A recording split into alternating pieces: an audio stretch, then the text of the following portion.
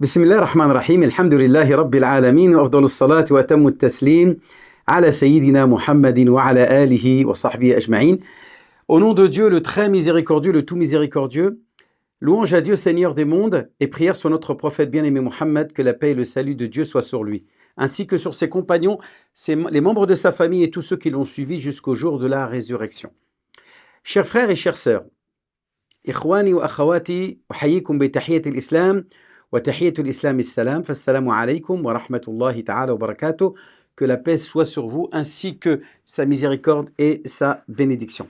Ravi d'être encore une fois avec vous pour clôturer ce chapitre dans votre émission Qu'Imam me suive, réalisée par la Grande Mosquée de Paris, dans lequel nous avons évoqué pendant toutes ces séances précédentes la visée ou les visées spirituelles qui nous motivent à accomplir la prière et réaliser cette injonction divine qui est la plus fréquente et qui nous impose le plus de temps dans notre quotidien, c'est les 5 prières quotidiennes et notamment le fait de les accomplir dans ces lieux que Dieu a érigés ou a permis d'être érigés afin que soit glorifié son nom et soit sanctifié.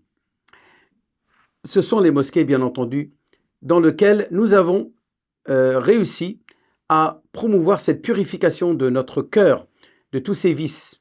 En effet, ces vices qui rendent malade notre cœur, comme l'hypocrisie, l'ostentation, l'orgueil, l'amour des biens matériels, qu'on appelle le matérialisme, et plein d'autres, comme la jalousie, par exemple aussi, el-hasad, qui sont tous des vices du cœur que la prière nous a aidés à nous débarrasser. C'est ce qu'on appelle la démarche de at-takhalli.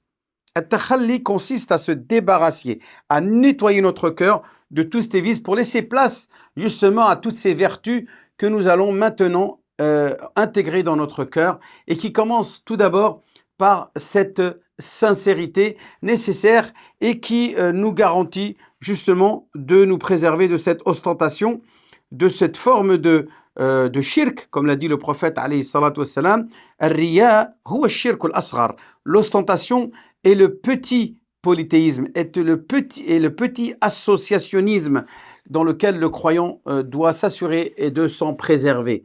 Donc le cœur qui est le réceptacle de cette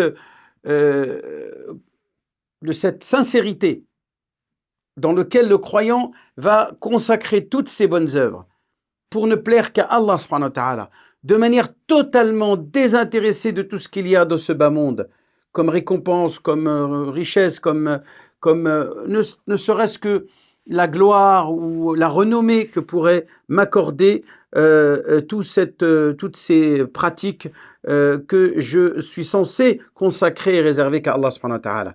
Donc ce réceptacle qui est le cœur, eh bien, va enfin pouvoir recevoir ces vertus que sont notamment cette sincérité qui consiste à réserver à Allah subhanahu wa ta'ala de manière exclusive l'intégralité de mes bonnes actions.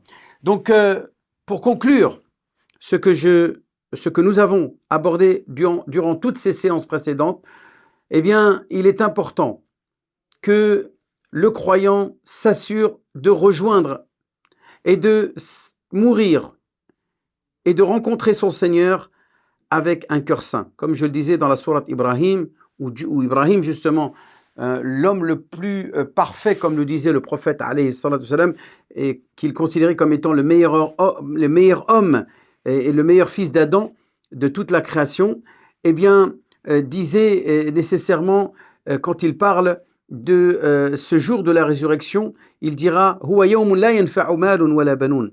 Yawmun la yanfa'u malun wala banoun. Le jour où ni bien, ni argent, ni enfant nous seront utiles, illa man atallaha biqalbin salim, si ce n'est celui qui viendra avec un cœur saint. Donc, assainir son cœur est primordial pour le croyant qui doit donc, à la place de ses vices, les remplacer et faire en sorte أن يتحلى بعد أن تخلى عن المعاصي يتحلى بالفضائل وبالأخلاق الحسنة. Il va intégrer dans son cœur ses noblesses de caractère, ses vertus et ces choses qui vont contribuer à illuminer et lui permettre de promouvoir son élévation spirituelle. Par ces mots, j'implore Allah subhanahu wa ta'ala qu'il purifie nos cœurs, qu'il fasse en sorte que nos cœurs soient totalement purifiés, comme quand le croyant parachève ses ablutions et dit « Ashhadu an la ilaha illallah ». Il atteste qu'il n'y a de Dieu qu'Allah subhanahu wa ta'ala, donc purifie son unicité d'Allah subhanahu wa ta'ala. Wa ashhadu anna Muhammadan abduhu wa rasuluh, et il atteste que Sayyidina Muhammad, que notre prophète bien-aimé Muhammad est le sceau, est le prophète, est le messager d'Allah subhanahu wa ta'ala. Et ensuite il dit Allahumma ja'alni min at-tawwabin wa ja'alni min al-mutatahhirin. Il dit ensuite, oh mon Dieu, fais de moi quelqu'un qui fait partie de ceux qui se repentent et qui cherchent à se purifier. Voilà, pour conclure ce takhalli que nous avons réalisé durant toutes ces séances. As'Allah tabaraka wa ta'ala an yutahhira qulubana. آمين آمين وصلى اللهم على سيدنا محمد وعلى آله وصحبه أجمعين آمين آمين والحمد لله رب العالمين والسلام عليكم ورحمة الله تعالى وبركاته.